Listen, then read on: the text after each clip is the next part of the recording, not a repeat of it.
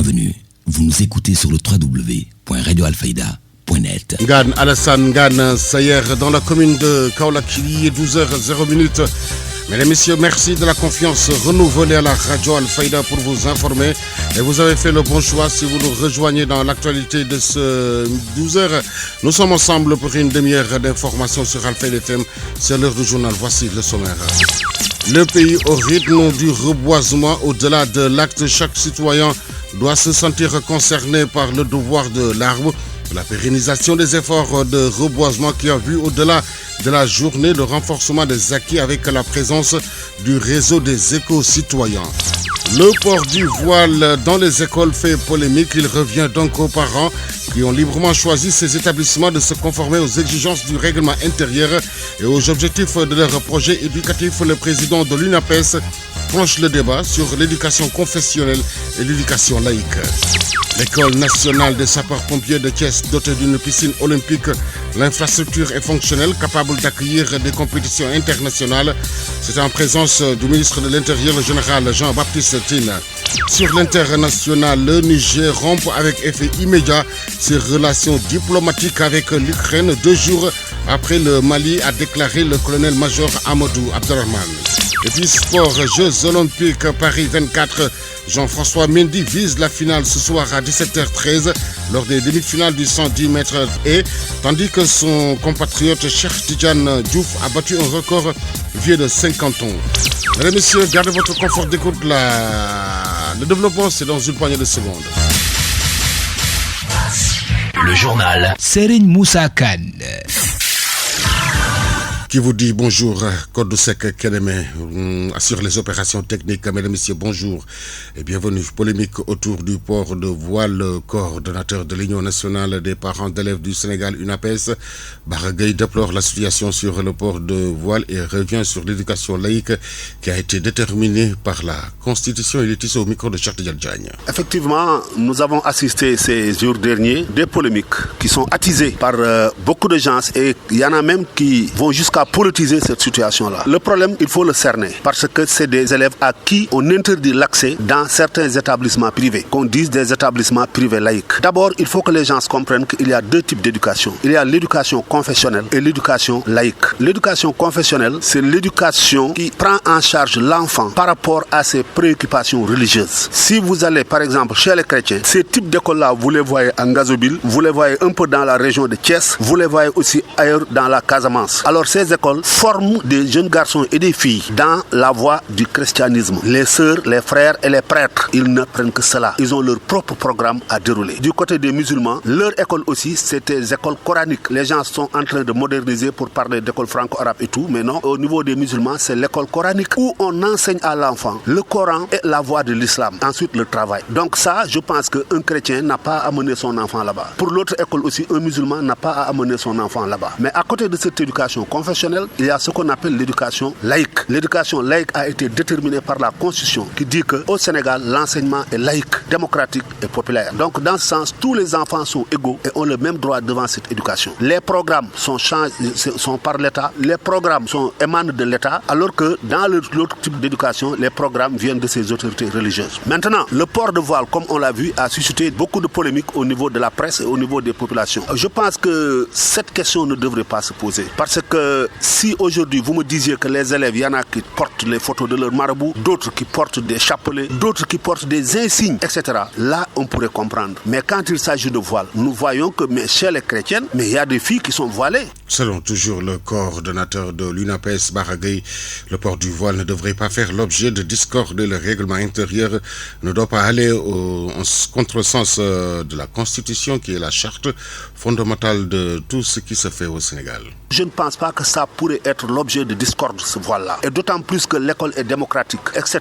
On parle de règlement intérieur. C'est vrai, mais on ne peut pas parler de règlement intérieur qui va en contresens de la Constitution. Parce que la Constitution est la charte fondamentale de tout ce qui se fait au niveau de ce pays. Tout ce que vous faites par la suite, qui nécessite l'association de personnes, vous devez copier sur la Constitution. Or, quand vous faites la divergence, cette école-là, certains types ne peuvent pas accepter, on est en train de faire une discrimination. Et ça, la Constitution ne permet pas ça. Et pour école laïque maintenant, qui dispense les mêmes programmes que tous les établissements, je pense que les gens doivent pouvoir tolérer ces choses-là. Je ne dis même pas tolérer, mais doivent accepter cela parce que c'est tout à fait normal. Maintenant, si cette polémique continue, c'est parce que l'enseignement public se dégrade de plus en plus. On dirait que l'État presque ne s'occupe plus de l'éducation publique. Alors que la majeure partie des élèves qui fréquentent ces écoles sont issus de milieux assez pauvres et n'ont pas les moyens d'aller dans ces établissements privés laïcs. Ils ne peuvent qu'aller dans le public. C'est l'État maintenant de redorer le blason de l'établissement public pour que ça retrouve son lustre d'antan. Pour qu'aujourd'hui, tout élève qui va dans ces établissements publics se voit remémorer et on dira que voilà, aujourd'hui, nous, quand on était vers les années 60 et quelques, ceux qui fréquentaient les établissements privés étaient pointés du doigt. On dirait que voilà les nullards, ils étaient rejetés. Mais aujourd'hui, quand vous fréquentez l'établissement public, c'est celui-là qu'on pointe du doigt. C'est ça qui doit cesser. Donc l'État doit œuvrer pour que l'établissement public retrouve son lustre d'antan. Deuxièmement, n'oublions pas que nous constituons une cohésion sociale dans ce pays. La nation, c'est faire en sorte que tout le monde puisse marcher dans l'harmonie. Donc, il faudrait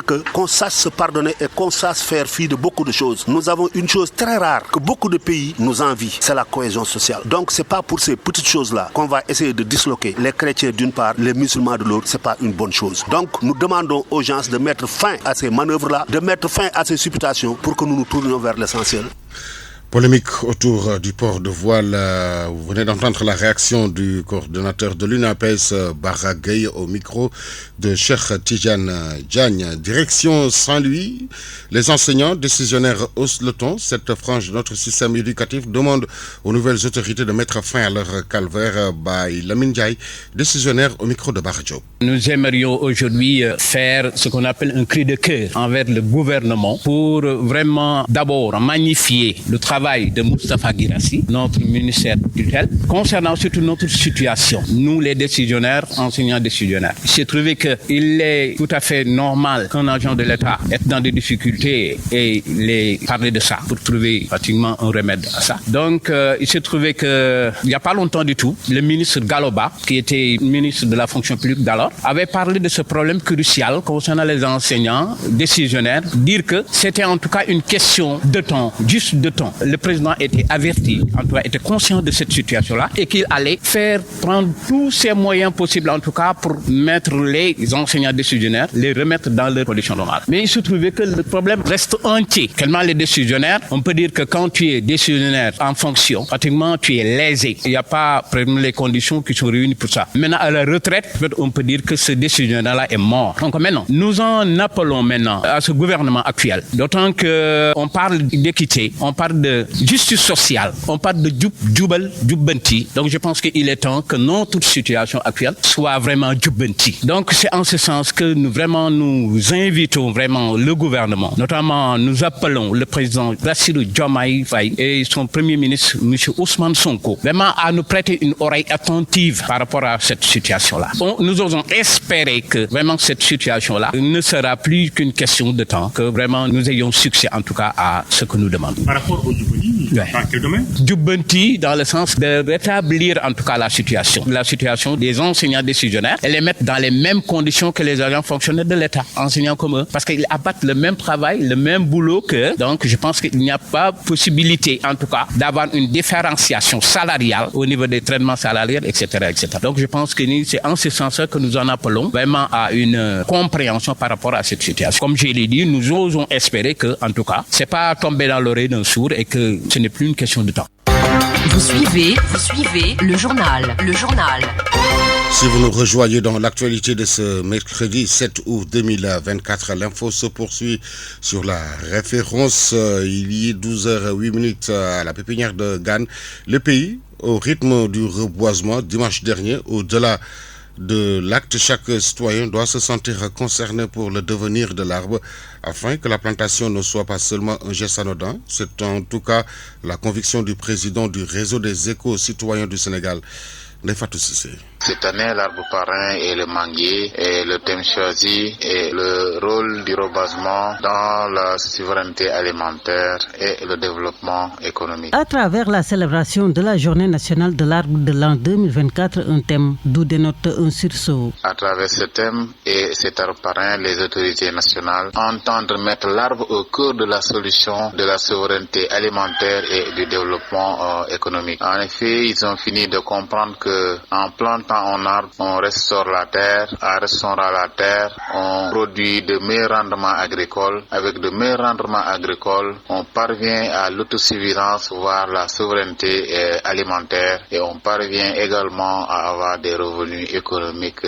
décents, d'où le thème, le reboisement pour la souveraineté alimentaire et le développement économique. Président du réseau des éco-citoyens du Sénégal, Hamad Kama diagnostique les contours d'une activité qui ne se limite pas seulement à planter un arbre. Le réseau national des éco-citoyens du Sénégal, que j'ai le plaisir et l'honneur de coordonner, entend jouer pleinement sa partition. Cette année, nous sommes en partenariat avec l'inspection d'académie de Kaolack qui démarre un plan d'action sur instruction du gouvernement, du ministère de l'Éducation, concernant des vacances citoyennes à travers un plan d'action. Et nous sommes également en partenariat avec le conseil départemental de Kaolack, avec qui nous cheminons depuis 3 ans pour la protection de l'environnement et la promotion du développement durable. Au-delà de la célébration de la journée de l'arbre dimanche dernier, la date marque par ricochet le démarrage de la campagne nationale de reboisement, une initiative pour créer l'engouement des citoyens à s'activer autour de l'arbre. La pérennisation des efforts de reboisement avec la campagne nationale qui a vu au-delà de la journée de dimanche dernier, très important pour le renforcement des acquis avec la présence du réseau dans plusieurs localités du pays. Le président des éco-citoyens du Sénégal, Hamad Kama, au micro de Ndeye Fatou Cissé. Au-delà de Kaolack, le réseau s'active à Touba également. Le réseau est également à Fatick, à Mbour, à Dakar, à Kaffrine, un peu partout pour participer activement à la campagne nationale de reboisement 2024. Ici au niveau de la région de Kaolack, l'avenue allant de la route nationale numéro 1 à l'école Ibrahima Fall passant par l'inspection d'académie a été choisie et en aller et retour sont plantés des arbres de haute tige protégés et des parrains ont été choisis pour entretenir ces arbres pour avoir une avenue tout à fait verte. Et donc une manière véritablement d'inviter chaque citoyen de Kaolack, mais également chaque citoyen du Sénégal à reboiser, à protéger et à entretenir. Le président Hamad Kama réagissait au micro de Ndeye Fatou Cissé. Rendre Kaolack une ville verte, c'est le vœu d'Ibrahima Thiam Gaye. Il l'a fait savoir lors d'une rencontre tenue à l'école Seni Mbodj à l'occasion de la journée de l'arbre.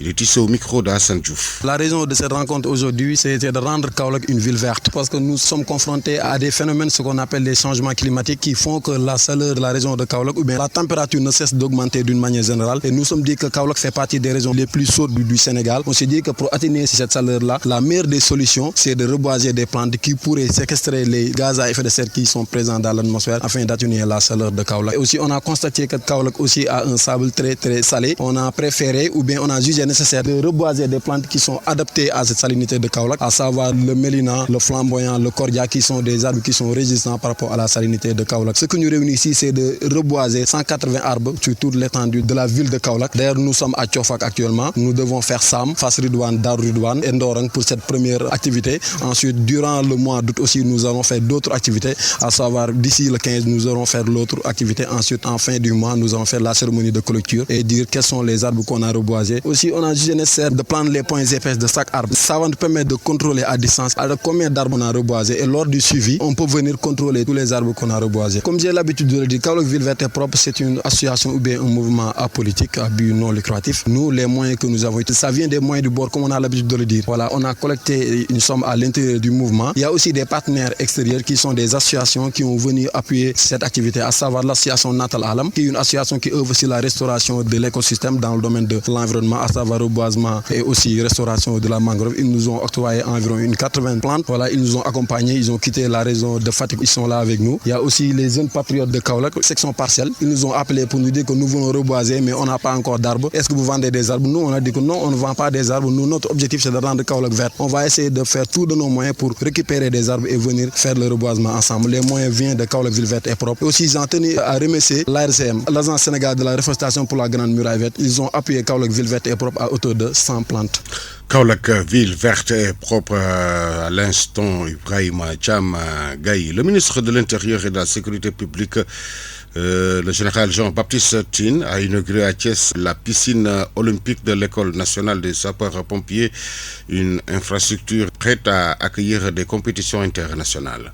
Satisfaction ce matin d'avoir pu visiter l'École nationale des sapeurs-pompiers, qui est une nouveauté, qui accompagne donc la Brigade nationale des sapeurs-pompiers dans sa montée en puissance et dans son autonomie grandissante. Satisfaction aussi d'avoir inauguré la piscine olympique. Marque une avancée majeure, aussi bien pour l'école, pour notre pays. Cela permet de former les personnels militaires de l'école, les personnels militaires de la brigade, dans les conditions de sécurité optimales, mais aussi les conditions les plus réalistes possibles, premièrement. Deuxièmement, ça met à la disposition de nos populations, dans le cadre du concept Armée-Nation, une infrastructure pouvant leur permettre d'apprendre la natation dans des conditions de sécurité idoines. Et enfin, ça met à la disposition du monde sportif sénégalais une infrastructure de classe mondiale, je dirais, capable d'accueillir des compétitions internationales, d'excellentes conditions. Globalement, voilà ce que je retiens de cette visite ce matin. C'est l'occasion aussi pour moi de demander à toutes les parties, aussi bien les sapeurs-pompiers d'ailleurs, que les municipalités du Sénégal, d'accentuer la sensibilisation sur les cas de noyade, sur la fréquentation de nos plages en cette période de canicule. Je sais que le ministère de l'Intérieur, à travers ses organes, qui est essentiellement la brigade, a déployé suffisamment de moyens, aussi bien dans les plages autorisées que, paradoxalement, dans les plages non autorisées, pour prévenir les cas de noyade et limiter les dégâts au cas où ça devrait arriver. Il faut encore, la presse aussi, nous comptons sur vous pour sensibiliser les gens sur la fréquentation des plages et les mesures de sécurité à prendre. Le coût, il tourne autour de 500 millions, voilà, 500 millions, un demi-milliard. Bon, évidemment, là, il est fonctionnel, mais on peut encore, améliorer le dispositif avec l'adjonction d'autres commodités et d'autres instruments encore plus élaborés. Vous suivez le journal. Sur la radio Al-Faïda FM, cette radio qui vous informe partout que vous soyez dans le monde. Suite à l'appel du président Bassirou Diomaye Diakhar Faye, la coalition Diomaye président section Keur Madiabel a tenu ses 48 heures d'activité. Suivant le compte rendu dans l'une Radio. La coalition Diomaye président section Keur Madiabel a initié leurs 48 heures d'activité suite à l'appel du président Bassirou Diomaye Diakhar Faye. Mamadou Lamine Mbaou revient sur la quintessence de ces activités. Oui, effectivement, nous avons organisé ici des 48 heures à Keur Madiabel en répondant positivement à l'appel du président Diomaye Diakhar Faye et le PM, le président Ousmane Sonko. Parce que nous constatons que la politique rime avec le développement. Le développement par la formation. Raison pour laquelle on a pensé vraiment former les femmes. Parce que la gente féminine vraiment est le socle de notre développement. Occasion saisie de rendre un vibrant hommage aux détenus politiques dans le département de Nioro. El Hadji Thiam était le porte-parole. Nous sommes inscrits dans l'histoire politique sénégalaise pour la première fois. En tant qu'exilés détenus politiques de Nioro, nous nous sommes déplacés pour venir fêter ce grand sargal qui a été organisé par les Mago-Pastef de Keur Madiabel pour rendre une reconnaissance, mais également pour motiver les jeunes. Quelle est la responsabilité des jeunes par rapport à ce projet politique qui a été porté par la coalition Diomaye 2024 au nombre de 14. Pour une première dans le département de Nioro, que l'opposition remporte les élections devant des ténors de l'APR. Bon, je parle de l'élection du président Diomaye au niveau départemental. Et ça peut être qu'une satisfaction. Parce que c'est une première dans l'histoire politique du Sénégal. De 1960 à nos jours, l'opposition n'a jamais gagné le département. Dieu merci pour cette année, c'est une première. Et l'histoire retiendra au moment où la coalition, au moment où l'opposition gagnait le département de Nioro, c'est Mamadou Lamine Mbaou qui était le président de la coalition Diomaye. Une rencontre qui a vu la présence des autorités de la coalition Diomaye président du département de Kaolack et de Nioro venus assister à ces 48 heures d'activité en vue de rendre un vibrant hommage aux détenus politiques, mais aussi à l'appel du président Bassirou Diomaye Diakhar Faye. 48 heures d'activité, le coordonnateur de la coalition Diomaye président Keur Madiabel, Mamadou Lamine Mbaou. Rien n'est encore acquis, il faut continuer le combat, espérant que les choses vont s'améliorer au bénéfice des populations du monde rural.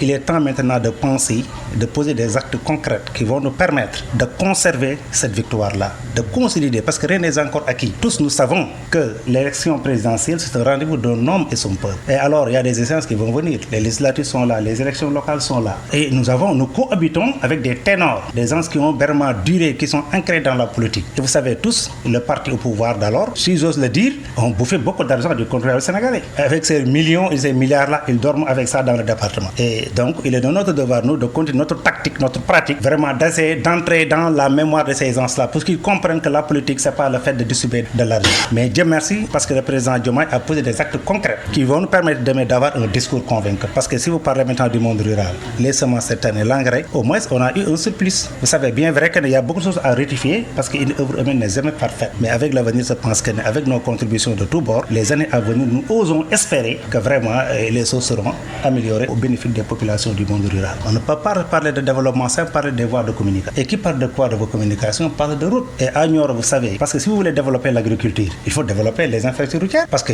sans ça, après avoir vraiment produit, par quelle voie aller passer vraiment pour transporter ces marchandises-là? Je pense que quand on parle d'équité dans ces pays-là, on ne doit pas nous voir, nous, monde rural, comme vraiment des non-sénégalais. Parce que nous sommes tous des Sénégalais, égale dignité, droit et devoir dans ces pays-là. À Dakar, on n'ose pas mettre là-bas des rangs. Et ce qui est valable à Dakar, valable à Tambacounda, est valable ici à Nioro dans le monde rural. Vous savez que si seulement nous avons RN1, la route qui quitte Kaolack pour aller vers Ziguinchor, et la route qui quitte Kaolack Keur Madiabel. À part ça, nous avons que 3 bretelles, la route de Porokhane Nioro, la route de Nioro Darou Salam et la route de Dingraï Taïba Niassène. À part ça, il n'y a que des rangs. Et là, je pense qu'avec ce nouveau gouvernement, nous espérons vraiment avoir des lendemains meilleurs. Aujourd'hui, ceux qui habitent Keur Yoro Khodio vivent dans des calvaires. S'il pleut, les paysans n'auront pas la possibilité d'aller dans leur champ. Et alors, c'est idem. La route qui quitte Ndramé Escale pour aller à Sokone, je pense que c'est une route à refaire. Parce qu'au moins, le président Abdoulaye Wade à l'époque avait pensé vraiment à installer là-bas une route bitumée des rangs. Mais actuellement, la route est tellement vétuste, tellement coûteuse, et il est temps vraiment de penser à goudronner ces routes-là. Penser à goudronner ces routes selon toujours Mamadou Lamine Mbao, coordonnateur de la coalition Diomaye président, qui poursuit son plaidoyer sur la gestion de l'eau et l'état des forages d'Ngayen, Djingaray et Ndramé Escale. Il est toujours avec Alioune Badara Diop. Non, le problème de l'eau est général. On parle de Keur Madiabel parce que nous sommes de Keur Madiabel. Mais je pense que ici, nous parlions en portant la voix de tout un département. Parce que dans mon téléphone, là, nous avons les images. Le forage d'Ngayen, ça va. Je l'ai montré au ministre de l'eau et de l'assainissement, M. Tidiane. S'il ne fait pas une intervention rapide, ces populations-là risquent vraiment de chavirer dans le calvaire et les jours à venir. Parce que l'état du forage d'Ngayen est catastrophique. Et cela est idem. C'est la même chose au niveau de Dingraï, au niveau de Ndramé Escale. Et Keur Madiabel, nous n'en parlons pas. Aujourd'hui, ici, là où vous êtes, nous consommons l'eau du puits. Et pourtant, les forages sont là. Mais par une mauvaise gestion, gérée par Flexio, les populations vraiment souffrent. Et nous ne pouvons pas comprendre cette eau-là, qui est une ressource naturelle, que nous avons creusée ici, trouvée ici dans le sous-sol des Madiabelois, et des étrangers viennent nous vendre cette eau-là à des prix extrêmement chers que les populations ne peuvent plus supporter. Sur ce, nous interpellons maintenant et ici le nouveau gouvernement. Parce que la gouvernance, c'est une continuité. Il est temps de planifier, il est temps de prendre des mesures idoines pour soulager ces populations-là qui vivent dans le calvaire, qui vivent dans la difficulté. Parce que l'eau est indispensable dans la vie de l'homme. Et alors, cette eau-là que nous consommons avec Flexo n'est pas du tout potable, je dis bien. C'est pas bon à la consommation. C'est encore pire égal de nous laisser vraiment de se retourner à la méthode ancienne, l'antiquité, les puits, etc. Mais c'est encore catastrophique. En tout cas, on est fatigué. Il est temps d'agir et nous les entreprenons d'agir et dès maintenant. Par exemple, ici, on nous dit qu'un fonctionnaire n'a pas le droit de recevoir les intrants. Et alors, dans ce monde rural, la quasi-totalité des fonctionnaires sont des enseignants. Moi, je voudrais que le ministre dise seulement les producteurs et typiquement les producteurs. Parce que nous voulons avoir ce qu'on appelle l'autosuffisance alimentaire. Nous voulons avoir la souveraineté alimentaire. Et pour cela, il faut que les gens produisent. Alors, il est temps de penser le modèle de Khelkhop. Actualité internationale. Sur l'international, le Niger rompt avec effet immédiat ses relations diplomatiques avec l'Ukraine 2 jours après le Mali, a déclaré le colonel-major Hamadan Abderrahman. C'est une série de brèves réalisées par nos partenaires de la Voix de l'Amérique. Le Niger a annoncé à son tour la rupture de ses relations diplomatiques avec l'Ukraine 2 jours après le Mali, reprochant à Kiev un soutien à des groupes terroristes. Ceci après une lourde défaite de l'armée malienne fin juillet lors des combats avec des séparatistes et des djihadistes. Le gouvernement du Niger, totalement solidaire du gouvernement et du peuple malien, décide en toute souveraineté de la rupture avec effet immédiat des relations diplomatiques entre la République du Niger et l'Ukraine, a déclaré ce mardi le porte-parole du gouvernement nigérien, le colonel-major Amadou Abdrahman, à la télévision publique. Un responsable du renseignement militaire ukrainien, Andrei Yussov, avait soutenu sous-entendu que Kiev avait fourni des informations aux rebelles pour qu'ils puissent mener à bien leur attaque. Actualité internationale. Les États-Unis ont encore des objectifs sécuritaires communs avec le Niger, dont la junte au pouvoir a exigé et obtenu le départ des soldats américains de son sol, a affirmé le général Kenneth Ekman du commandement militaire américain pour l'Afrique. Selon lui, la prochaine étape sera d'écouter les besoins du Niger pour une relation future dans le domaine sécuritaire avec les États-Unis. Leur condition était de ne pas parler du futur tant que le retrait n'était pas terminé, a-t-il précisé. Actualité internationale. En Guinée, les principaux partis d'opposition et organisations de la société civile ont appelé hier à une opération ville morte en début de semaine prochaine à Conakry. Ils entendent protester contre la junte accusée de vouloir confisquer le pouvoir. Actualité internationale. Une délégation du géant russe du nucléaire Rosatom a entamé hier mardi une visite de 4 jours au Burkina Faso pour évaluer un projet de construction d'une centrale avec le régime militaire à Ouagadougou. Actualité internationale. Kamala Harris se dit fière d'avoir choisi Tim Walz comme colistier dans la course à la Maison-Blanche. La candidate démocrate s'est tournée vers un gouverneur venu du Midwest pour la seconder dans sa campagne face à Donald Trump. C'est l'honneur d'une vie, a déclaré Tim Walz, 60 ans, promettant de tout donner, ajoutant avec humour « Cela me rappelle un peu le premier jour d'école ». En tant que gouverneur, entraîneur, enseignant et vétéran, Tim Walz a défendu les intérêts des familles de travailleurs comme la sienne, fait valoir Kamala Harris. Ancien militaire de la garde nationale, il vient du monde rural, contrairement à la vice-présidente, ce qui pourrait séduire un électorat plus large parmi les indécis. Et sport. –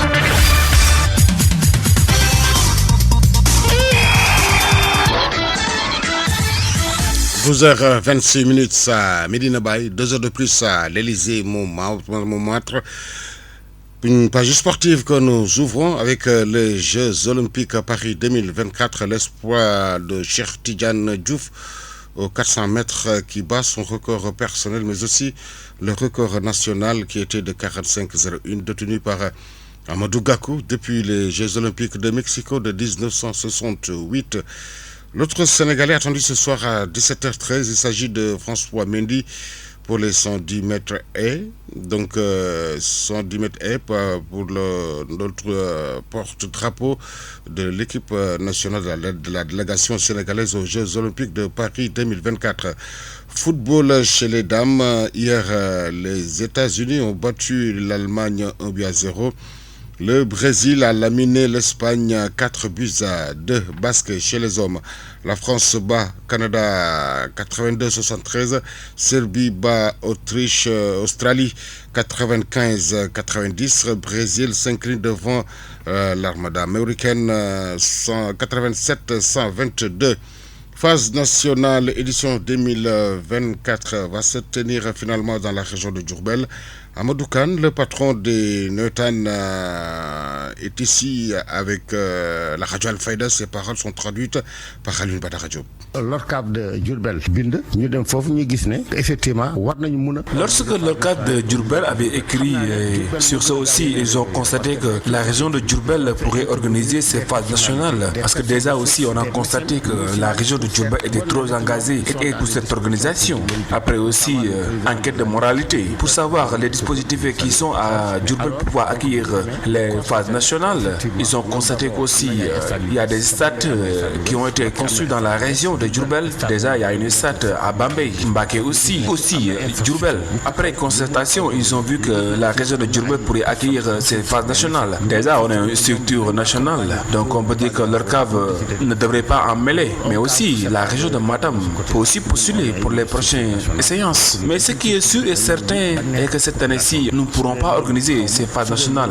à Matam. Donc la région de Diourbel va accueillir ces phases nationales. De toute façon, les organisations sportives qui sont là-bas aussi ne sont pas d'accord. Donc vu la situation aussi, c'est pas facile d'organiser des phases nationales parce qu'il y a des milliers de personnes qui vont venir pour participer. Le problème de l'accueil déjà, plus de 10 000 personnes. Durant 15 jours de compétition, la restauration, entre autres. Donc c'est pas facile. Mais aussi le transport des joueurs avec un budget de 200 millions. Déjà aussi, nous tous, nous savons très bien que Matam, bon, c'est trop loin déjà. De toute façon, je félicite aussi leur cadre de Matam parce qu'ils ont tout fait vraiment pour pouvoir accueillir ces phases nationales. Mais quoi qu'il en soit, il faut savoir que ces phases nationales de cette année, nous allons l'accueillir dans la région de Diourbel.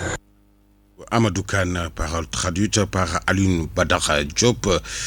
Champion du Sénégal en titre, le désormais ex-coach de Teungueth FC, Cheikh Gueye, vient de rejoindre le championnat béninois avec le club Loto Popo. Clermont Foot annonce que Maury Diaw a déjà donné son accord pour rejoindre l'Olympique Marseille à un mois de la fermeture du Mercato. 12h, bientôt 30 minutes, c'est la fin de cette édition. Une mise en onde de Code Sec Kenemé. Merci à toute l'équipe qui a permis à sa réalisation. La rédaction en chef a été assurée par Elhadji Ibrahima Gaye. J'étais devant ce micro, Serigne Moussa Kane. L'info revient dans moins de 30 minutes. Ce sera un Wolof avec Ngoné Ndiaye. Tout de suite, le rappel de ce qui a fait l'essentiel de ce 12 heures. Le pays au rythme du reboisement, au-delà de l'acte, chaque citoyen doit se sentir concerné pour le devenir de l'arbre. La pérennisation des efforts de reboisement qui a vu, au-delà de la journée, le renforcement des acquis avec la présence du réseau des éco-citoyens. Le port du voile dans les écoles fait polémique. Il revient donc aux parents qui ont librement choisi ces établissements de se conformer aux exigences du règlement intérieur et aux objectifs de leur projet éducatif. Le président de l'UNAPES tranche le débat sur l'éducation confessionnelle et l'éducation laïque. L'école nationale des sapeurs-pompiers de Thiès, dotée d'une piscine olympique, l'infrastructure est fonctionnelle, capable d'accueillir des compétitions internationales.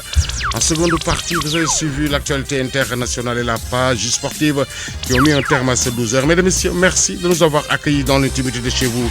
Excellente suite de programme sur la 90.1. Le journal Serigne Moussa Kane.